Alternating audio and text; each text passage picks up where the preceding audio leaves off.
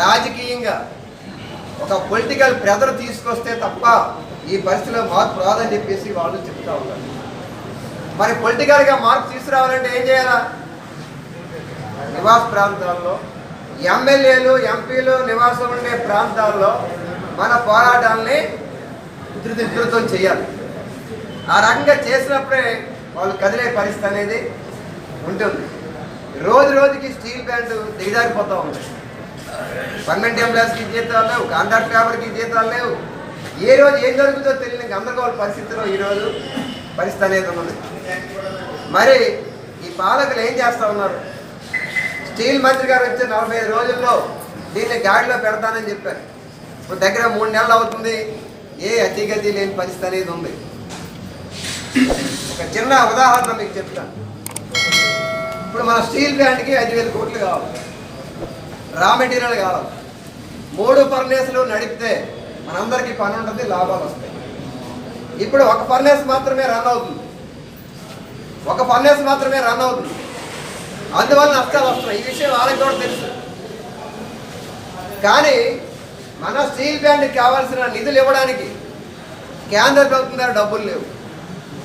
కానీ ఇదే కుమారస్వామి స్టీల్ మంత్రి ఆయన సొంత రాష్ట్రంలో ఒక చిన్న కంపెనీ, కర్ణాటకలో ఉన్న చిన్న కంపెనీ భద్రావతి స్టీల్ ప్లాంట్ 15,000 కోట్ల రూపాయలు కేటాయించుకున్నారు. ఈ స్టీల్ మంత్రి మన దగ్గరికి వచ్చిన మంత్రే. ఆ రాష్ట్రంలో ఉండే చిన్న కంపెనీ 235 మంది పర్మనెంట్ ఎంప్లాయీస్, మరో 200 మంది కాంట్రాక్ట్ లేబర్. ఆ కంపెనీకి 15,000 కోట్లు కేటాయించుకున్నాడు. మరి మన దగ్గర ఒక మంత్రి ఉన్నాడు, ఎవరు? శ్రీనివాస వర్మ. ఈయన సహాయ మంత్రి, బీజేపీ సహాయ మంత్రి, కేంద్ర స్టీల్ సహాయ మంత్రి. మరి ఇంత పెద్ద స్టీల్ ప్లాంట్ 1,00,000 కుటుంబాలు ఆధారపడి ఉన్నాయి. ఎందుకని నువ్వు నిధులు కేటాయించలేకపోతున్నావు? నీకు ఎందుకని కేటాయించలేదు? ఇదొక ఎత్తు అయితే ఈ రాష్ట్రంలో ఒక ప్రత్యేక పరిస్థితి ఉంది. ఈరోజు మనకి చంద్రబాబు నాయుడు గారి ప్రభుత్వం మీద ఆధారపడి ఈరోజు కేంద్రంలో ప్రభుత్వం నడుస్తూ ఉంది. ఆ విషయం మన అందరికీ తెలుసు. బాబు గారు ఒక చిటికేస్తే మనకేం కావాలంటే అది ఇస్తారు. మా స్టీల్ ప్లాంట్ని కాపాడుతావా, నిన్ను దించమంటావా, ప్రధానమంత్రి పదవి అని చెప్తే 1 గంటలో మన సమస్య పరిష్కారం అవుతుంది. కానీ ఆ పని చేయట్లేదు. మరో పెద్ద ఇంకో ముఖ్యమంత్రి ఉన్నాడు, ఎవరు? పవన్ కళ్యాణ్ గారు. ఆయన ఏం చెప్పాడు ఎన్నికల ముందు? నేను మీలాంటి వాడినే, నాకేం పదవులు లేవు, మీరంతా నేనంతే, మనందరం పోరాటం చేద్దామని చెప్పేసి స్టీల్ ప్లాంట్ దగ్గర వచ్చిన మీటింగ్లో చెప్పాడు.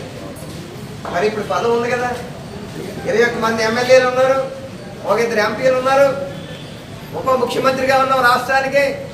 మరి ఈ స్టీల్ ప్లాంట్కి ఇంత అన్యాయం జరుగుతుంటే నువ్వు ఎందుకని నోరెప్తావు?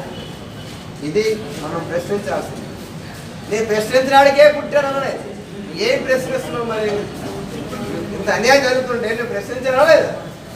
అందుకని సోదరులారా, ఇది రాజకీయంగా మన స్టీల్ ప్లాంట్ని నిర్వీర్యం చేసేసి కార్మికులందరినీ తగ్గించేసి ఈ స్టీల్ ప్లాంట్ని అదానీకు అంబానీకు అమ్మాలని పెద్ద కుట్ర జరుగుతూ ఉంది. దీన్ని కనుక మనం ప్రజల్లోకి తీసుకెళ్ళి కార్మికులందరిలోకి తీసుకెళ్ళి ఆ ప్రయత్నాన్ని తిప్పికొట్టకపోతే ఖచ్చితంగా రాబో రోజుల్లో మనకి ఇబ్బందులు అనేవి ఎదురయ్యే పరిస్థితి అనేది ఉంటుంది. కాబట్టి మన పోరాటం మన ఉపాధి కోసమే కాకుండా ఈ స్టీల్ ప్లాంట్ పరిరక్షణ కోసం కూడా మనం రాబో రోజుల్లో ఉద్యమం చేయాల్సిన అవసరం అనేది ఉన్నది.